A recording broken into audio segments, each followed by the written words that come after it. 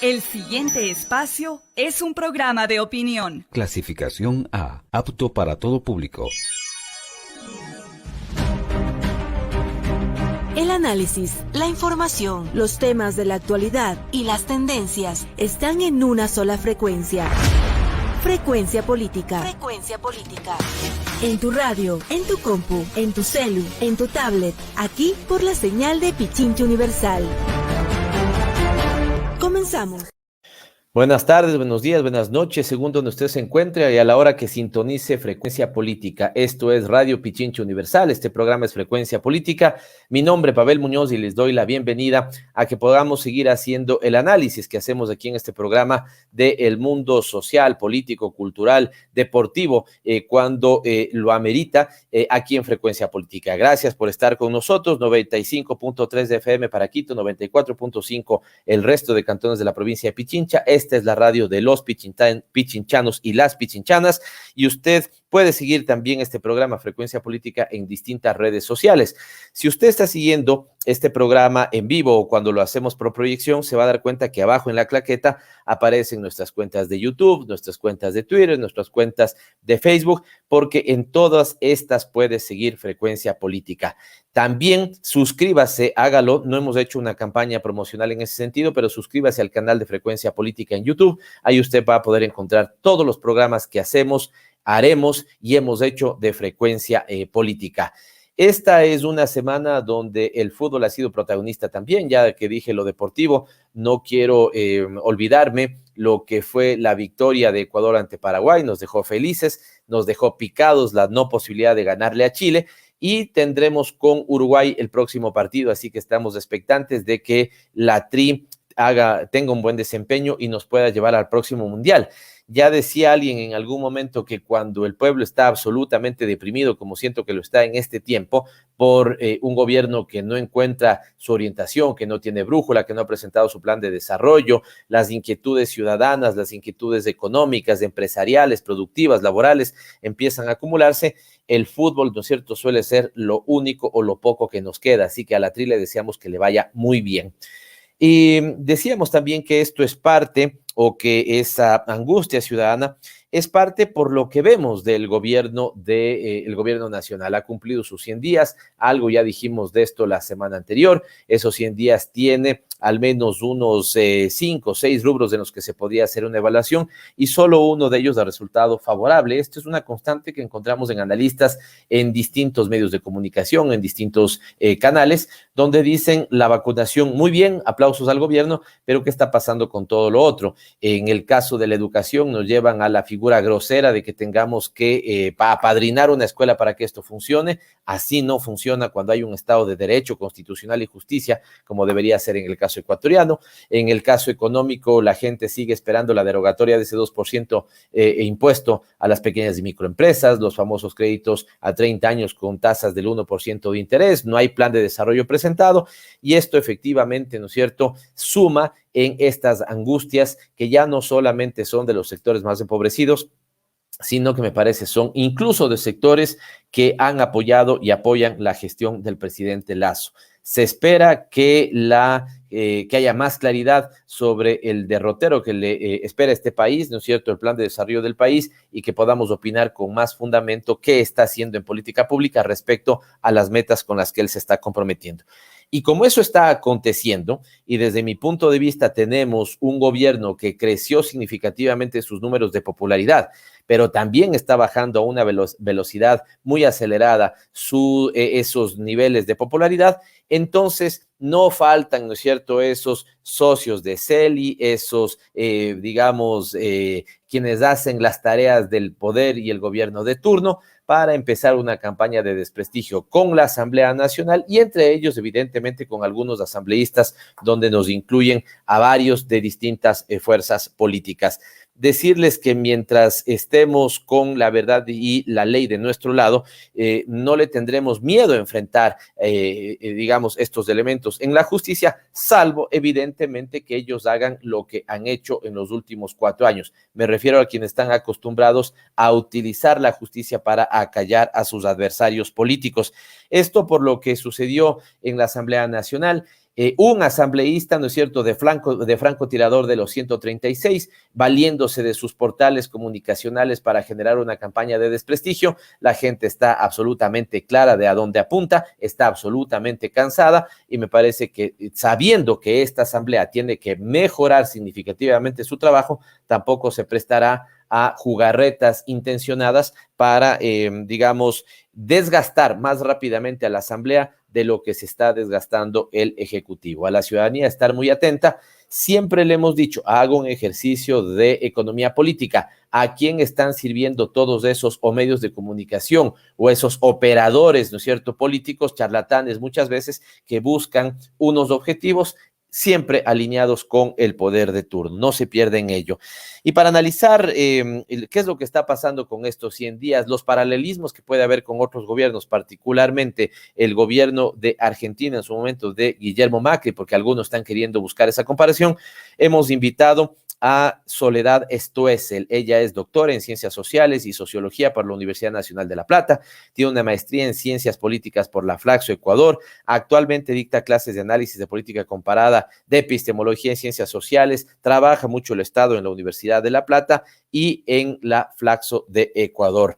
Es argentina, vive en Ecuador, le diremos qué es lo que le arraigó a este país, por qué se enamoró del Ecuador y con ella haremos el análisis que siempre le presentamos a ustedes. Dialogando con Soledad Stoessel, nuestro próximo segmento. Los protagonistas de la información aquí en nuestra cabina, en Frecuencia Política. Dialogando con... Lo hemos anunciado, muchísimas gracias. Está con nosotros Soledad Stoessel, ella es doctora en Ciencias Sociales para la Universidad de La Plata. Hicimos ya su presentación, muchísimas gracias por estar con nosotros, Soledad. Te voy a decir Soledad o Sol en algunos momentos, amiga de esta casa, la queremos mucho, la estimamos mucho, nos gusta su enfoque, su análisis sociopolítico, digamos así que le hemos invitado. ¿Cómo estás, Sol? ¿Cómo has pasado? Qué gusto que estés con nosotros. Hola, ¿qué tal, Pavel? Un gusto también para mí estar acá, compartir este espacio con vos, con la audiencia también de Frecuencia Política, así que muchas gracias por la invitación. Bueno, empiezo con la parte, siempre trato de empezar con la parte un poquito más humana, coloquial, conocerte. Eres de Argentina. Los latinoamericanos, los ecuatorianos solemos tener un defecto. Creemos que toda persona que viene de Argentina es porteña o porteño.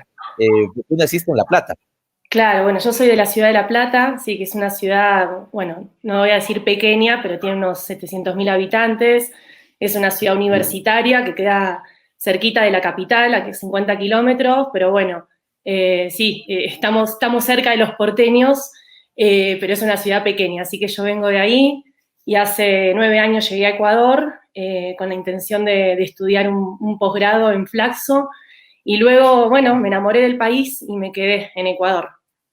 Y esos 9 años has permanecido acá, estuviste también haciendo algunas estancias de investigación en otros lados, si no estoy mal. Claro, bueno, durante todo ese tiempo estuve yendo y viniendo constantemente a Argentina. Yo soy docente en la Universidad Nacional de La Plata, también he sido y soy docente en Ecuador, también he hecho distintas estancias de investigación en Alemania, en México, bueno, en otros países, así que bueno, fueron 9 años, no tanto de sedentarismo aquí en Ecuador, sino yendo y viniendo. Bueno, pero debemos sentirnos honrados. Has estado entre Alemania, Argentina, la cual yo quiero muchísimo, me gusta mucho, algunos otros países, y decidiste desde hace 9 años permanecer en el Ecuador. Digamos, qué es lo que más te ha arraigado a esta tierra? Cuando yo llego a Ecuador, llego a los 10 días de haberse producido el famoso 30 de septiembre en el 2010. Y realmente me impactó, digamos, el proceso político que estaba ocurriendo en Ecuador en ese entonces. Así que me volví una estudiosa, una ecuatorianóloga, podríamos decir. Me volví una estudiosa, digamos, de los procesos sociales y políticos en Ecuador, también en la región andina. Yo no había estado en Ecuador antes, era la primera vez que llegaba a Quito particularmente, y realmente me atrajo muchísimo, ¿no? La cultura ecuatoriana. Bueno, poder, digamos, compartir y conocer otras experiencias. Así que fue así como un flash, un amor a primera vista que tuve con Ecuador. Qué chévere, y por eso hemos invitado a Soledad, porque al ser ella estudiosa, al haberle dedicado algún tiempo a estudiar qué es lo que pasa en los países andinos, particularmente en el Ecuador, nos ha parecido que es importante hacer con ella, y eso es lo que te propongo, Soledad, una suerte de repaso. Primero voy a empezarte con una pregunta general a partir de lo que has dicho, pero después quiero caer en una especie como de repaso de qué ves en materia sociopolítica en estos primeros 100 días de Lasso. Vas a ver si tienes alguna lectura de lo que podría pasar con sus alianzas en la Asamblea Nacional, pero también quisiera llevarte, aprovechando, digamos, tu conocimiento, a elaborar alguna comparación, si cabe, con lo que fue el gobierno de Macri. Yo en algunos casos he señalado que Argentina para Ecuador vive o vivía 2 años adelantado. Esto porque, o Ecuador, digamos, estaba viendo, hay una relación ahí, ¿no es cierto?, de tiempos, porque, por ejemplo, cuando aquí gana la alcaldía de Quito, Mauricio Rodas, ¿no es cierto?, con un discurso muy de política light, si tú quieres, ¿no es cierto?, multicolor, de ese famoso, ya no me acuerdo cómo él lo describió, centro progresismo, alguna cuestión así. Me parecía muy a lo que fue el PRO, ¿no es cierto?, la campaña de Macri, que después terminó, digamos, instalándolo en la presidencia. Y también me da la sensación, Soledad, de que el gobierno de Macri va a terminar teniendo muchos parecidos al de Ecuador. Así que te propongo ese análisis, ¿no es cierto?, para que nos puedas decir si ves efectivamente algo que en estos 100 primeros días se pueda parecer al gobierno de Macri, y tal vez después en las proyecciones cómo se podría mirar esto. Pero 9 años en el país, ¿no es cierto?, has estudiado los procesos sociopolíticos del Ecuador. ¿Cuál es tu primera apreciación del tránsito o de estos 9 años en el Ecuador? ¿Sientes que se han consolidado procesos? Es decir, la Revolución Ciudadana llegó con una expectativa de consolidar, digamos, ya sea el Estado Nacional, sea un proyecto de desarrollo nacional popular, sostenemos algunos, sea un régimen de bienestar, pero en cambio en el gobierno de Lenín Moreno, ¿no es cierto?, lo que tenemos es una pulverización de todo eso. ¿Cómo adviertes de estos 9 años? ¿Qué sensación te dejan estos 9 años de vida social y política en el Ecuador? Bueno, Pavel, sí, tu pregunta justamente viene un poco al grano, ¿no?, de lo que quería decir cuando llegué acá a Ecuador y me impactó realmente lo que estaba sucediendo en el país, porque en Argentina no conocíamos mucho, ¿no? En Argentina nos solemos replegar mucho en sí mismo y no conocemos mucho lo que pasa en América Latina.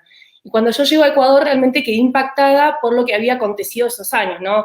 Tengamos en cuenta que para el año 2010 ya habíamos tenido en Ecuador un proceso constituyente, se había escrito una nueva constitución que es una constitución de avanzada a nivel mundial, ¿no?, la constitución del 2008 en Ecuador. ¿Por qué digo esto? Porque es una constitución que ha reconocido ampliamente muchísimos derechos, ha garantizado, ¿no?, o ha sentado, digamos, una dirección para garantizar los derechos de las grandes mayorías, como por ejemplo es el fin de la tercerización laboral, que eso es algo impresionante en el sentido del reconocimiento de derechos para las y los trabajadores, ¿no?, que ahora en el gobierno de Lasso ya estamos viendo algunos indicios de que se quiere profundizar con la flexibilización y la precarización laboral, ¿no? Entonces, yo cuando llego en el 2010 me impacta realmente cómo el país estaba atravesando por un proceso en el que el Estado se puso en el centro, ¿no?, en el centro de la regulación de la economía, de la regulación de la sociedad, se puso en el centro, ¿no?, para incluir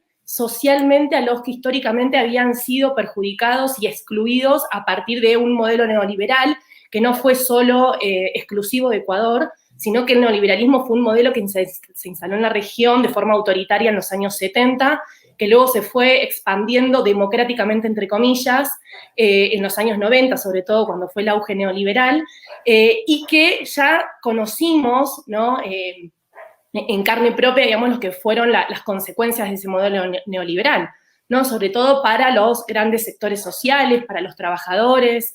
Entonces, cuando en el 2010, ¿no?, vemos en Ecuador cómo no solo se produce crecimiento económico, ¿sí?, no solo se producen inversiones, que eso genera crecimiento económico, sino un Estado sumamente presente, ¿no?, y un Estado reparador, ¿sí?, reparador de todos los agravios y las consecuencias nefastas que había tenido el neoliberalismo. Y eso, en Argentina también, en ese entonces, Argentina estaba siendo conducida por un gobierno, digamos, llamado progresista, donde también estábamos asistiendo, ¿no?, a esa suerte de Estado, digamos, reparador, inclusivo, que ampliaba derechos, ¿no? Por supuesto, después podemos pensar en todas las limitaciones y ciertos, digamos, errores que se fueron cometiendo, pero lo cierto es que, a diferencia de los años de las décadas previas, se robusteció el Estado se amplió precisamente para garantizar derechos, ¿no? Entonces, eso fue algo, digamos, que me llamó mucho la atención y que al mismo tiempo esa centralidad que tenía el Estado y esa ampliación de derechos, digamos, no iba a contramano con cierta vigorosidad de la sociedad civil, que tenía la posibilidad igualmente de salir a las calles a protestar, ¿no? Durante esos años nosotros, bueno, estudiamos mucho el tema de la conflictividad política y social, y durante esos años, ¿no? Entre el año 2010 y 2012, hay un aumento considerable del conflicto social, ¿no? ¿Esto qué significa? Yo siempre sostengo esto, ¿no? Que el conflicto es la mejor expresión de la democracia, ¿no? De que vivimos en una sociedad democrática. ¿Sí? Mientras se pueda expresar el conflicto es que podemos decir que estamos viviendo en una sociedad democrática. Y en esos años, entre el 2010 y el 2012, particularmente en Ecuador, el conflicto creció bastante, ¿no? Es decir, que ciertos sectores sociales pudieron, digamos, salir a la calle a expresar ciertos reclamos o ciertos malestares. Entonces, por eso digo que a mí me impactó muchísimo, digamos, lo que ha sucedido en Ecuador, sobre todo esa capacidad que ha tenido el Estado, digamos, para no solo producir crecimiento económico, sino también para ampliar derechos, ¿no? Que fue, bueno, después podemos analizar cuáles fueron las causas, digamos, de la debacle que fue sufriendo, digamos, el progresismo, pero que ahora vemos, ¿no? con un giro, digamos, a la derecha, un giro conservador que se produjo en América Latina, sobre todo desde la victoria de Mauricio Macri en Argentina en el 2015, vemos cómo comenzaron, digamos, a surgir ciertos imaginarios o ciertos sentidos comunes, podríamos decir, que pusieron en cuestión esa centralidad del Estado, ¿no? Soledad, este tema me parece importante porque, y utilizo la categoría que has utilizado, este Estado reparador. Claro, lo que tuvimos es un neoliberalismo, ¿no es cierto?, que en materia social, en materia de mejoramiento de las condiciones de vida, más bien fue, digamos, un huracán para nuestros países, ¿no es cierto?, altos niveles de empobrecimiento, niveles de precarización, desnutrición infantil, es decir, por donde veas, los indicadores sociales tenían un mal comportamiento. Y llega este Estado reparador que se lo empieza a trabajar entre varias latitudes latinoamericanas, entre ellas Argentina y Ecuador, pero recibe dos críticas, ¿no es cierto?, de dos sectores sociales distintos. Por un lado, dos sectores políticos distintos. Por un lado, los sectores de derecha diciendo, claro, lo que tenemos es un exceso de estatalidad, el Estado se convierte en el regulador de todo, en el controlador de todo, y eso es imposible. Pero ciertos sectores de izquierda, también catalogados de izquierda, empiezan con una crítica, Soledad, de el Estado se hizo muy fuerte, anuló la sociedad, o algunos otros diciendo, estoy pensando, por ejemplo, en Maristel Spambe en Argentina, también diciendo, lo único que se hizo, déjame agregar esto como si eso fuera menor, es redistribución, pero no se dejó, ¿no es cierto?, el modelo extractivista, lo que fuera.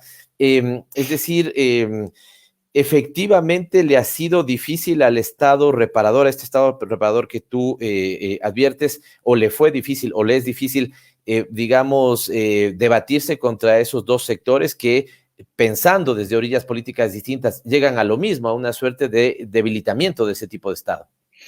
Bueno, lo que vos decís, Pavel, es súper interesante, ¿no? Porque si vemos un poco la historia latinoamericana, vemos que ha habido, a lo largo de la historia del siglo XX, ha habido muchas convergencias históricamente entre las izquierdas y las derechas frente a la bestia, ¿no? La bestia que sería el populismo, ¿no? Ha habido muchas convergencias, ¿no?, entre derechas e izquierdas por impedir que un gobierno llamado, digamos, populista pueda, digamos, conducir, pueda gobernar. ¿Y por qué digo esto, no? Si vemos, por ejemplo, lo que sucedió en Ecuador en el año 2015 con el conflicto en torno a la ley de herencia, que ahora también está en boga a partir de un anuncio que hizo Lasso de que quería ahora eliminar el impuesto a la herencia, vemos que en ese conflicto, digamos, convergieron tanto las derechas, fracciones de la derecha, ¿no?, que la derecha durante los gobiernos, digamos, progresistas se indignaron de que llegue un gobierno que sea inclusivo y que sea más igualitario, ¿no?, en el sentido de generar mayor igualdad en una región que es catalogada hoy en día como la región más desigual, ¿sí?, del mundo. Entonces, a la derecha le irrita mucho eso, ¿no? Cualquier medida, cualquier decisión pública, política que pueda, digamos, generar igualdad, ¿no? Entonces, en el 2015 sucedió eso, convergieron fracciones de la derecha con fracciones, con sectores de izquierda que durante los años de gobiernos, digamos, progresistas, o podríamos llamar populistas o nacional populares, vieron, digamos, mermada su capacidad para influir dentro del Estado, para participar dentro del Estado directamente como habían hecho en años anteriores con gobiernos neoliberales. Sí, estoy pensando en sectores, por ejemplo, muy ligados al movimiento indígena, que siempre han procurado participar dentro del Estado, teniendo, digamos, el control de ciertos sectores de política, ¿no? Y eso también ha irritado muchos sectores de izquierda que han visto mermada, digamos, su capacidad de participar, de influir, de incidir dentro del Estado, ¿no? Entonces, han convergido, ¿no? Muy, digamos, yo diría perversamente, la izquierda y la derecha contra, digamos, gobiernos o contra un Estado, ¿no? Que ha, digamos, tratado de ampliar derechos y para poder ampliar derechos ha tenido, digamos, que descontaminar, podríamos decir, de intereses particulares el Estado, ¿sí? De evitar que los intereses particulares sean parte, digamos, del Estado, ¿no? Entonces eso ha generado muchas, con razón, ¿no? Ha generado muchas molestias y muchos agravios por parte de distintos sectores que, como decía, han convergido, ¿sí? Perversamente contra este tipo, digamos, de centralidad estatal. Y que esa convergencia la hemos visto no solo en Ecuador, la hemos visto en distintos países gobernados por partidos o coaliciones progresistas, y que también la hemos visto ahora en las últimas elecciones en Ecuador, ¿no? Como con tal de evitar que vuelva a ganar un candidato, ¿sí? Nacional, popular o plurinacional, podríamos decir, popular, desarrollista, ¿no? Han convergido derechas e izquierdas, ¿no? Y es interesante lo que vos mencionás, Pavel, de esto de la crítica por izquierda, ¿no? Porque es verdad que desde la izquierda se cuestiona bastante esta idea de que, bueno, el progresismo no necesariamente es anticapitalista, ¿no? Que para precisamente poder ser anticapitalista se necesita transitar, ¿sí? Todo un trayecto que no es de corto plazo, ¿sí? Y también pensemos que nuestros países que se insertan, ¿no? En Latinoamérica se insertan a nivel mundial de forma dependiente, subordinada al resto de potencias. Entonces no es tan fácil de un momento para el otro poder, digamos, cambiar el patrón de acumulación, cambiar el modo de desarrollo, el modelo de desarrollo de nuestros países. Es muy importante este tema que tú anotas y quiero ligarlo con algo que tú decías respecto a un Estado que amplía derechos. Ahora, ese Estado que amplía derechos, para el caso boliviano, ecuatoriano y venezolano, tuvieron la oportunidad de contar con una Asamblea Nacional Constituyente y la elaboración de una nueva Constitución. No sucede lo mismo, digamos, en Argentina, en Brasil, el propio Uruguay, ¿no es cierto?, que tienen también, gobiernos progresistas o nacional populares, pero no tienen esa posibilidad de hacer una Asamblea Nacional Constituyente. Y de alguna u otra manera, ligo esto entonces cuando tú decías, sí, ese progresismo no es necesariamente anticapitalista, pero por ejemplo en el Ecuador, y lo mismo que en Bolivia, Soledad, la Constitución intenta de alguna u otra manera, ¿no es cierto?, cambiar lo que tú has llamado ese patrón de acumulación. Es decir, no sé qué opinión tienes sobre esto, pero no es menor el cambio epistémico, si tú quieres, ¿no es cierto?, de cómo entender el desarrollo. O lo entiendes solamente como crecimiento, ¿no es cierto?, al lado de un Estado social de derecho, la tesis neoliberal del Ecuador del año 99 en esa Constitución, o lo entiendes alrededor de ya no simplemente el crecimiento, sino el buen vivir, y ya no un Estado social de derecho, sino un Estado constitucional de derechos y justicia. Es decir, ahí no hay en esa Constitución visos, una plataforma para pensar, digamos, el desarrollo desde un mecanismo más post-neoliberal, si tú quieres, más anticapitalista o una suerte de neodesarrollismo. Sí, totalmente. Bueno, cuando yo decía que la Constitución de Ecuador, la Constitución vigente es de avanzada, también me refería a eso, no solo a la ampliación de derechos que reconoce la Constitución, sino también porque sienta las bases, ¿no?, para transitar a una sociedad, digamos, postcapitalista, con un desarrollo, digamos, sostenible, que el desarrollo no se entienda solamente ligado al crecimiento económico, ¿no?, sino que el desarrollo esté también vinculado a una forma, digamos, de convivir, digamos, socialmente, de forma sostenible, que sea, digamos, amigable con el medio ambiente. Yo creo que la Constitución del 2008 sienta las bases para eso.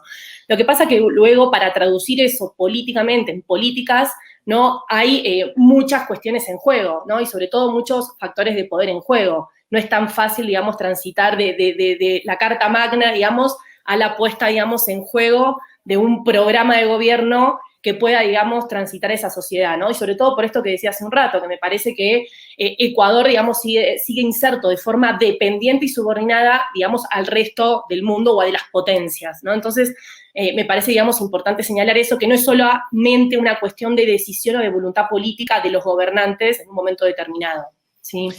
De ahí la importancia, por ejemplo, de procesos que ojalá podamos toparlo más adelante, procesos de integración como UNASUR, que lastimosamente han sido dejados de lado, ¿no es cierto?, por ese regreso furibundo incluso de un neoliberalismo autoritario como el que tenemos ahora. Hago una primera pausa, me lo pide la producción para seguir conversando con Soledad Stoessel aquí en Frecuencia Política. Gracias por estar con nosotros. Siga, que este interesante diálogo continúa.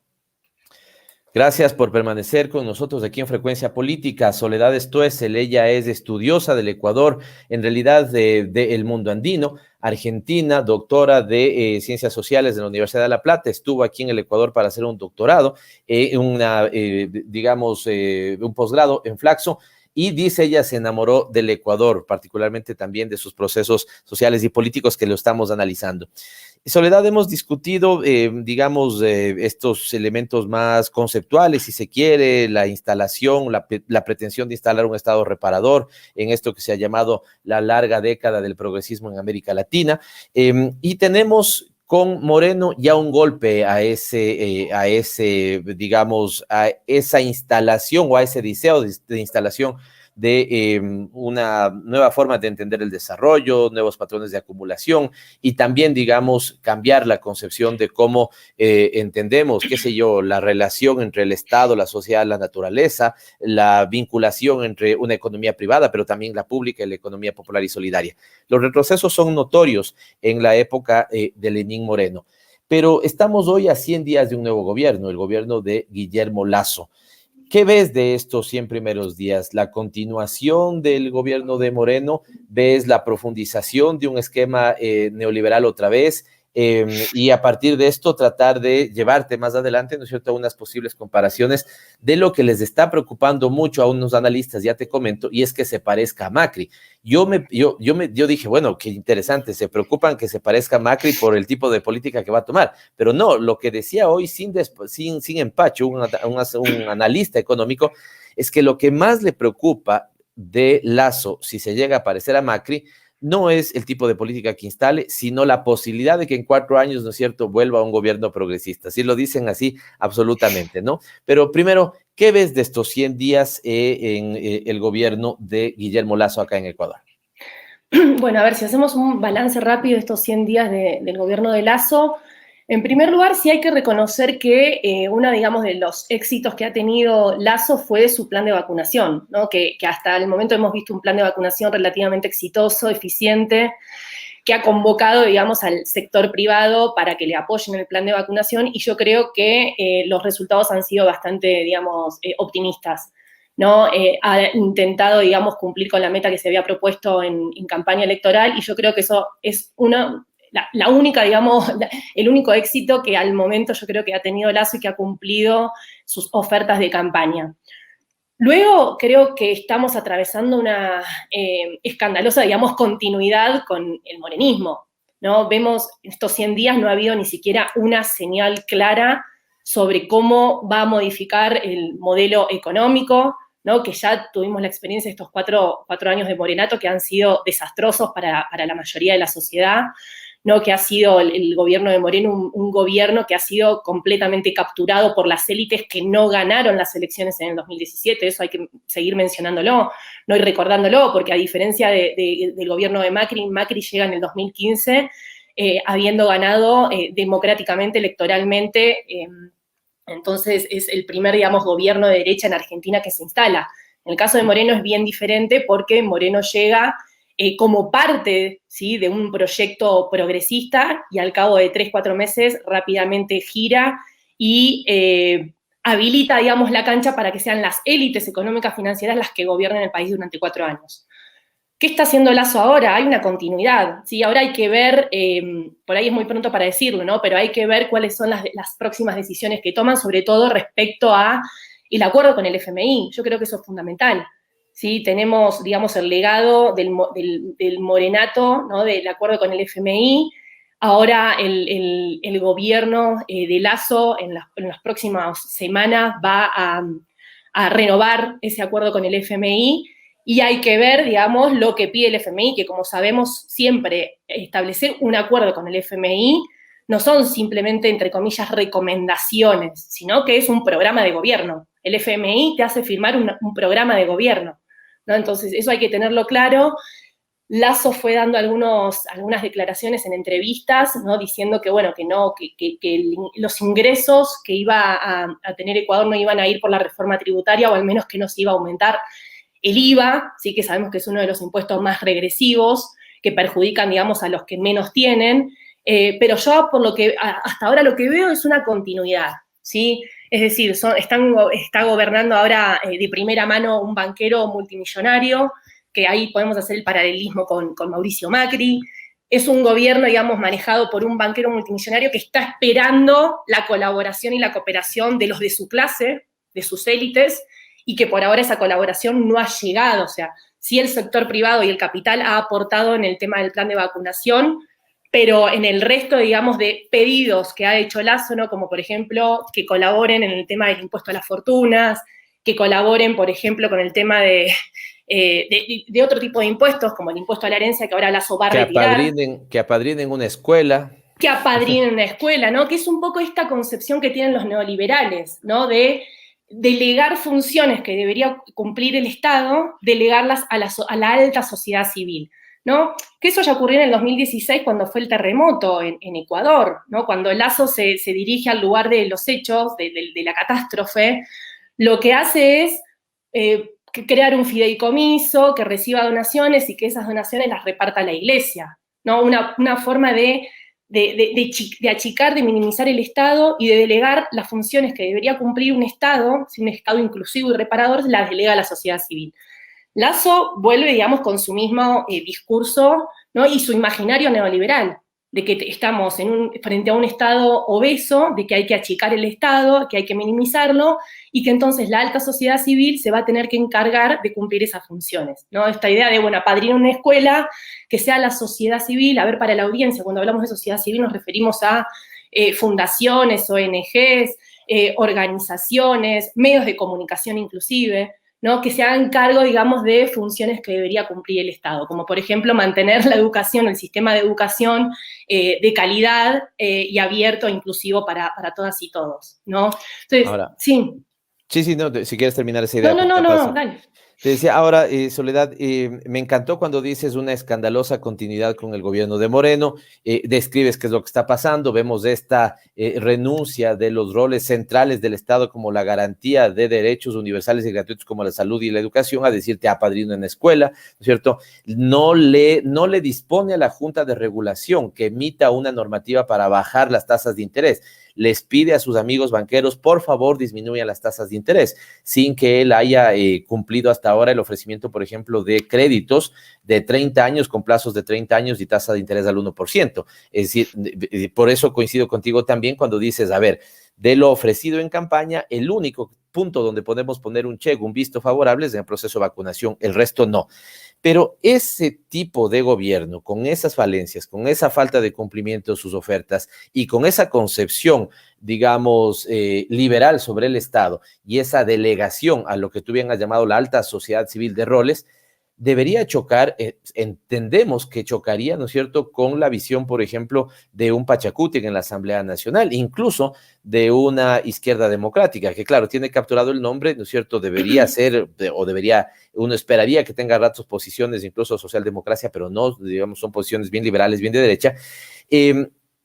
Y este es el acuerdo que se ha sostenido hasta este momento, digamos, ¿no es cierto?, al menos en el papel, al menos en la instalación de la Asamblea Nacional.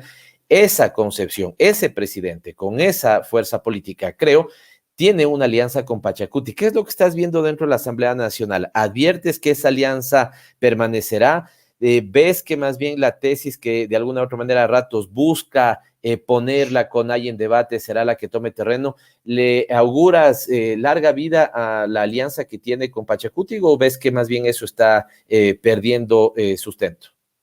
Bueno, a ver, yo creo que una de las debilidades que está teniendo Lasso ahora es precisamente no haber o no estar capitalizando ese exitoso plan de vacunación en un capital político.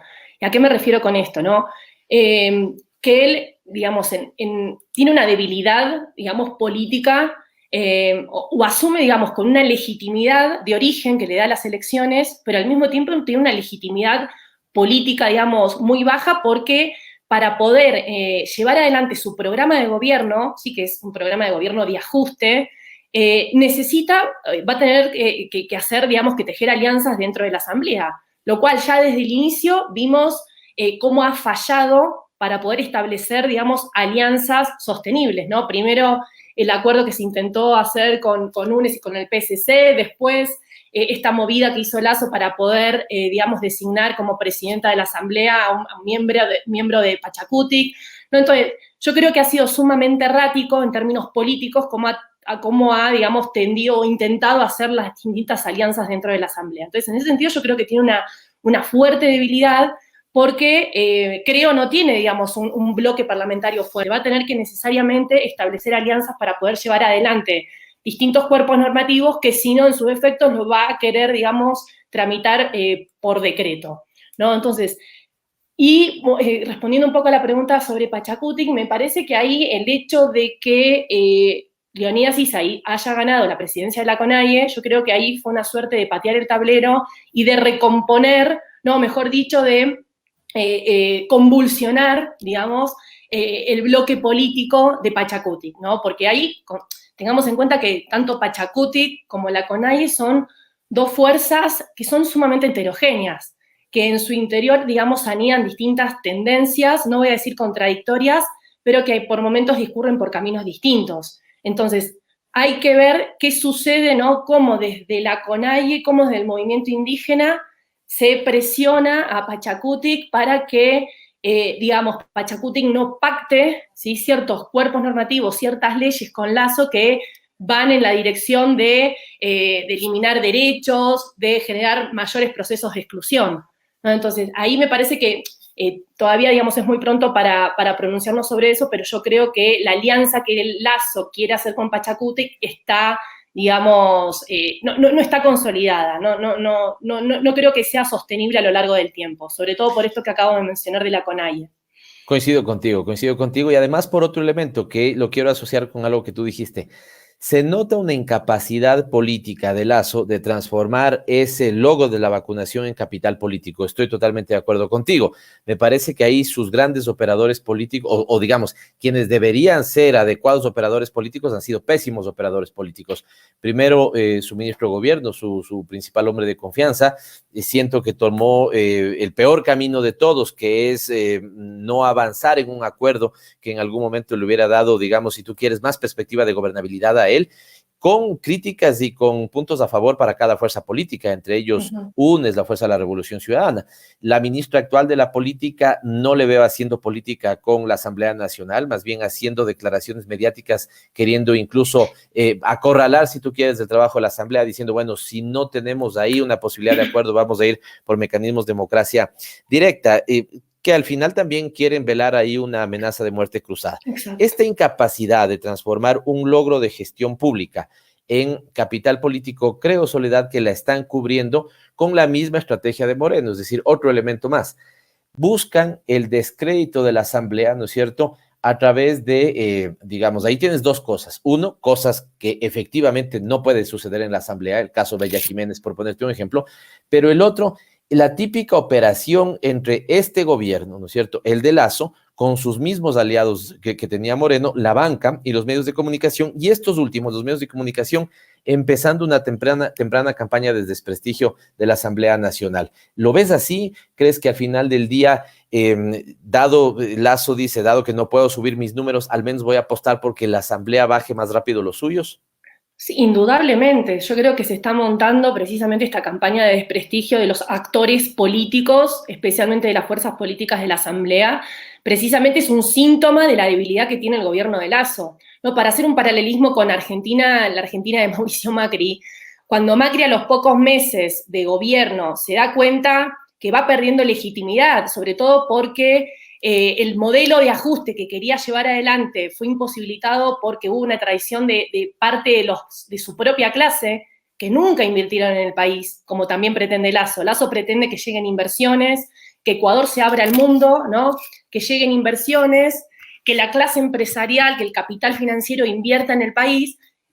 A Macri le sucedió exactamente lo mismo, ¿sí? Acudió a eso, nunca llegaron inversiones en Argentina, y lo que entonces, ¿no?, hizo fue montar una campaña de persecución política contra sus adversarios políticos, especialmente el kirchnerismo y otras fuerzas políticas, y digo esto porque es muy similar a lo que está ocurriendo en este momento, ¿no? Que nos damos cuenta que está habiendo una campaña de prestigio de asambleístas, de fuerzas parlamentarias, también aupado por los medios de comunicación privados y que ya sabemos cuáles son, que están, ¿no?, intentando, digamos, desacreditar el trabajo que se puede llegar a hacer dentro de la Asamblea, ¿no? Porque el presidente ya sabe que no va a tener los apoyos que requiere para poder llevar adelante los distintos proyectos de ley y que no va a tener el respaldo que requiere para llevar adelante un acuerdo con el FMI, ¿no? Porque ya sabemos las consecuencias. Una de las consecuencias nefastas del acuerdo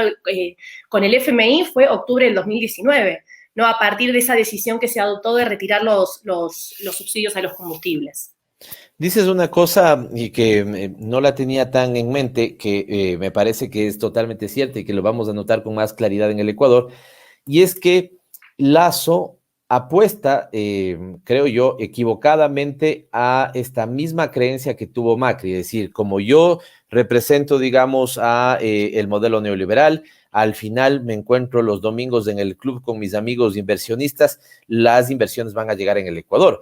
Se precian en este momento algunos acuerdos de inversión que no son los sustanciosos que él hubiera querido, que se arrastran incluso un poco de la época del Morenato, pero que me parece puede pasar lo mismo que en Argentina. Creer que esa clase, ¿no es cierto?, de la cual él proviene, va a invertir en el Ecuador, cuando en realidad lo que demuestra, o lo que esa clase ha demostrado, ¿no es cierto?, es que prefiere condiciones favorables para que sus inversiones salgan del país antes que, ¿no es cierto?, condiciones para que sus inversiones se hagan en el país. Sucedió algo parecido con la Argentina de Macri. Recordemos que ahí, si no estoy mal, hasta su hermano, ¿no es cierto?, tenía algunas empresas offshore, alguna cuestión así. Es decir, no es la élite capitalista ecuatoriana, latinoamericana, no es necesariamente una que confía en sus países, sino que más bien busca los nichos de mejor rentabilidad, ¿no es cierto?, en paraísos fiscales, y eso es lo que termina haciendo. Sí, bueno, yo siempre hago la comparación entre Lasso y Macri, ¿no?, que son dos empresarios multimillonarios, ¿no?, que han llegado al poder habiendo montado sus propios partidos, movimientos políticos, con este discurso de como hemos sido exitosos, ¿no?, en el sector privado, vamos a saber gestionar el Estado, ¿no? Entonces tratan de trasladar, ¿no?, el modo en que se gestiona el sector privado, que por supuesto en el caso de ellos dos, vemos que es una forma de gestionar el sector privado de forma corrupta, ¿no? Como bien vos lo dijiste, Pavel, con paraísos fiscales, evadiendo impuestos, fugando capital de sus propios países, ¿no? El gabinete de Macri, el 80% del gabinete de Macri tenía sus cuentas en paraísos fiscales, ¿no? Para que nos demos una idea de qué tipo, digamos, de gobierno empresarial era, que yo creo que es muy similar al gobierno de Lasso, ¿no? Y también esto nos da la pauta de qué tipo de élites tenemos en América Latina. No son élites que miran solo el corto plazo, son élites que en ese sentido no son ambiciosas. ¿Por qué digo esto? Que no montan, digamos, un proyecto político de largo plazo, ¿no? Que están pensando, digamos, cómo rápidamente pueden reproducir la acumulación de su capital e incluso, digamos, fugarlo del país porque no confían ni siquiera en sus propios países, ¿sí? Entonces son élites, digamos, que miran, digamos, muy el corto plazo y que tienen una incapacidad, digamos, para ver un proyecto, digamos, político general, ¿no? Entonces, yo creo, no quiero hacer especulaciones ni hacer futurología, ¿no? Pero yo creo que a Lasso le puede llegar a ocurrir algo muy similar a lo que ocurrió en Argentina con los 4 años de gobierno de Macri, que nunca llegó una inversión al país. Fue el periodo en 30 años donde más fuga de capitales hubo. Incluso Macri, bueno, se aprobó una ley para que se blanquee el capital y que el capital retorne al país, y eso digamos, no sucedió, sino que lo que sucedió fue una fuga de capitales. Entonces yo creo que Lasso, digamos, si no toma nota de eso, ¿no? Y si confía demasiado en su propia, digamos, élite y su clase, que como bien vos dijiste, no solo se negocia, digamos, en los espacios esos formales, sino en las redes sociales, ¿no? En los clubes de golf, en otros espacios, digamos, de sociabilidad, donde las élites son las que, digamos, terminan haciendo, digamos, sus negocios y tomando las decisiones. Entonces, yo creo que digamos, Lasso tiene que advertir eso, y además me parece que está teniendo actualmente una crítica muy fuerte incluso por los más neoliberales que él, ¿no? Si vemos, por ejemplo, lo que dicen los Walter Spurrier, por ejemplo, que se le está criticando a Lasso, el hecho de no estar haciendo el ajuste que debería hacerse, ¿no? Sino que se le está acusando a Lasso de estar siendo gradualista. Con Macri pasó exactamente lo mismo, ¿sí? Los que se ubicaban aún más a la derecha de Macri le cuestionaban a Macri el hecho de no hacer un ajuste brutal, ¿sí? Que el ajuste brutal significaba sobre todo hacer una reforma tributaria, que se le perdonen las deudas al sector privado, al capital privado, y que se eleven sobre todo los impuestos regresivos, ¿no? Que eso es lo que la extrema, digamos, derecha en Ecuador le está, digamos, reclamando a Lasso en este momento. Ahora, eso es lo que advierto yo, digamos, también en este momento, un sector que le dice no sea tibio, vaya por, digamos, un ajuste en serio, no un gradualismo, ¿no es cierto? Por otro lado, un gobierno que sabe que no tiene la fuerza para hacer esa reforma contundente, una reforma, digamos, dura, no va a tener los votos ni la aprobación en la Asamblea Nacional, por eso les interesa calentar el escenario de claro, la Asamblea me obstaculiza, lo que fuera, tener abierta la vía de una muerte cruzada, pero también estos son gobiernos que se quedan como en la mitad de nada, digamos, se desorientan, no tienen un claro plan de acción, y empieza entonces, digamos, una gestión como de tumbo en tumbo. No sé si eso es también lo que le pasó en su momento a Macri, y esto es lo que le podría pasar al gobierno de Lasso, insisto, en esta suerte como de no saber en qué carril moverse, porque cierro con una cosa, y lo dijiste con claridad, Soledad. Una cosa es con guitarra y otra cosa es con violín, decimos aquí en la sociedad ecuatoriana. No es lo mismo ser gerente de un banco que administrar con criterio estadista un Estado, que es lo que necesitamos en este momento. De cara a la crisis, incluso Soledad, donde necesitamos, y los países que están demostrando mejor sobrellevar la crisis y tratar de salir de la pandemia, es aquellos que justamente le encontraron un rol central al Estado en la garantía de la salud, de la educación. Aquellos que han dicho, bueno, vamos a poner un impuesto a los más ricos, entre los ricos de nuestras sociedades. Aquellos que de alguna u otra manera han dicho, inyectemos recursos en nuestras economías para que estas economías alimenten el mercado interno. Nada de eso estamos viendo, ¿no es cierto?, del gobierno de Lasso, y más bien, como bien lo dices, vuelve a la visión y a la receta dogmática del Fondo Monetario Internacional. ¿Esto lo ves así? En el caso de Argentina, ¿fue de alguna u otra manera similar? ¿Qué es lo que ves en este punto? Bueno, sí, yo en ese sentido, por ahí insisto con esto, ¿no? Que nuestras élites, ¿no?, latinoamericanas, digamos, tienen una incapacidad para aprender, ¿no? Para aprender de lecciones, de los errores. Si algo vino a mostrarnos la pandemia desde marzo del 2020 es que precisamente se necesita un Estado fuerte, ¿no? Para poder atravesar, digamos, cualquier tipo de situación, e incluso para poder, digamos, generar mejoras en las sociedades, ¿no? La pandemia no en ningún país del mundo ha podido gestionarse si no es a través del Estado, ¿no? Incluso hasta el plan de vacunación se hizo en todas partes a través de los estados. No fue el sector privado quien compró vacunas y comenzó a implementar el plan de vacunación, sino que fueron los estados. Entonces, si algo nos enseña la pandemia es que necesitamos, digamos, robustecer las capacidades del Estado, robustecer los sistemas de salud, de educación, de generar esa idea de que, digamos, que se puede confiar en que el Estado, digamos, va a garantizar al menos las mínimas condiciones de vida, ¿no? Vemos el caso de Perú, que ha sido, bueno, el país neoliberal por excelencia. Cuando comienza la pandemia fue el país que mayor, en los primeros 3 meses fue el país que mayor invirtió de su PIB para poder paliar la pandemia. Y sin embargo, no lo ha logrado. Y eso que nos da la pauta de que tantas décadas, ¿sí?, de desguace del Estado, de destrucción del Estado, no se pueden subsanar en 3 meses, con 3 meses de inversión y con 3 meses de tratar de robustecer el sistema de salud, sino que eso tiene que hacerse, digamos, a lo largo del tiempo, ¿no? Entonces, me parece que esto es importante tener en cuenta cómo, digamos, la pandemia nos vino a mostrar eso, ¿sí? Que sin Estado no hay forma de garantizar mínimos derechos, mínimas condiciones de vida, que por más que haya un plan de gobierno, ¿sí? Que trate de incorporar al sector privado, para que coopere el sector privado, sin Estado no es posible llevar adelante estos procesos, ¿no? De mínima garantía de condiciones de vida y de convivencia social.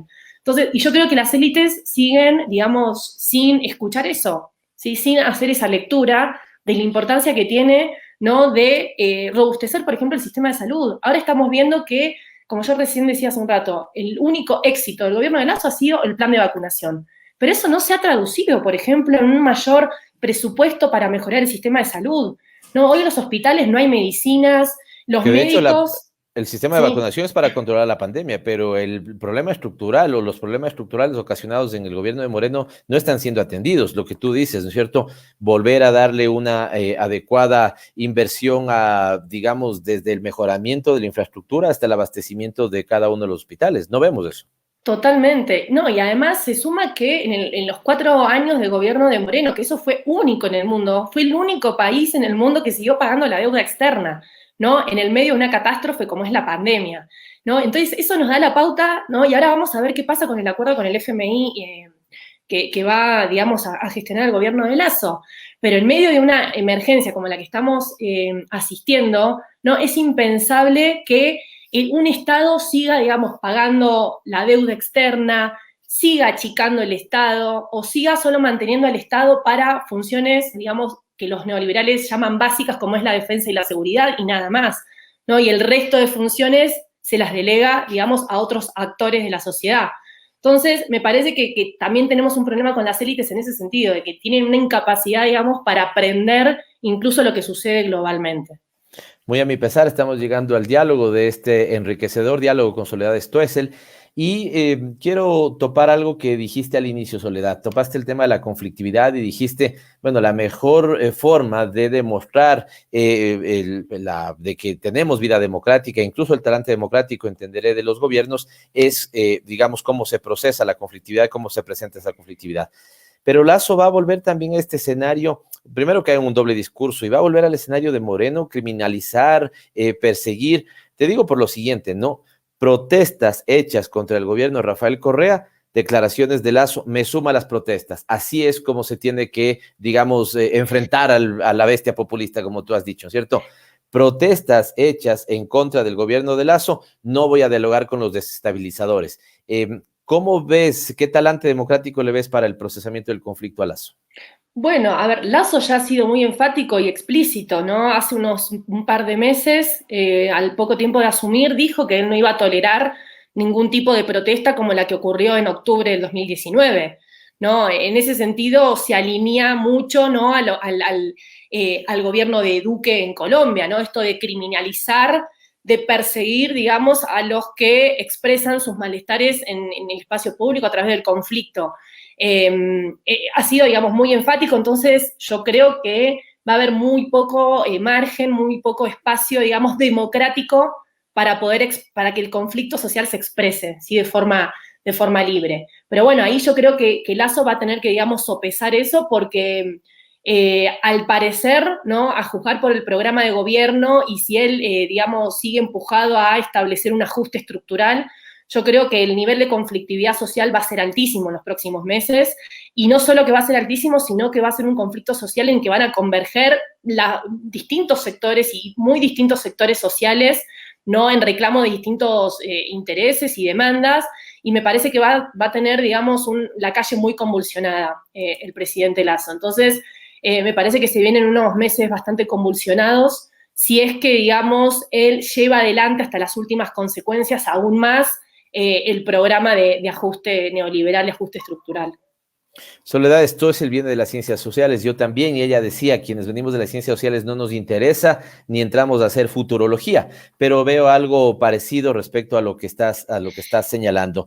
Efectivamente, ya vemos una preocupación no solamente de digamos, sindicatos de trabajadores, del movimiento indígena por su lado, los productores, pequeños productores del campo, los micro y pequeños empresarios con ese ofrecimiento de la derogación del 2% que no ven llegar, e incluso los sectores que seguramente fueron grandes apoyadores de Lasso, por decirte algo, en la Sierra Central, Tungurahua, hoy están con pánico de los anuncios digamos, de incrementar el acuerdo comercial o el libre comercio con China, lo cual para determinados productores es fatal, y el anuncio del acuerdo comercial con México. Lo decíamos aquí, México produce en un día lo que Ecuador, ¿no es cierto?, hace en términos de ensamblaje de autos en un año. Así que están esos mismos sectores que votaron por Lasso ahora muy preocupados y tal vez efectivamente tengamos esa convergencia. Soledad, ha sido un gusto tenerte. Algo que quieras, con lo que quieras cerrar. De nuestra parte, solo agradecerte porque ha sido muy enriquecedor y más bien comprometerte para que podamos conversar en próximas ocasiones. No, lo mismo digo, Pavel, muchas gracias por la invitación y ha sido un placer y un honor estar acá y compartir este espacio con vos y con la producción y con la audiencia de Frecuencia Política. Seguro se lo pregunta. Ella es Soledad Stoessel, estudiosa del mundo social y político ecuatoriano, académica aquí en el Ecuador, también profesora en Argentina y ha estado compartiendo con nosotros, dialogando en Frecuencia Política. Gracias, Soledad.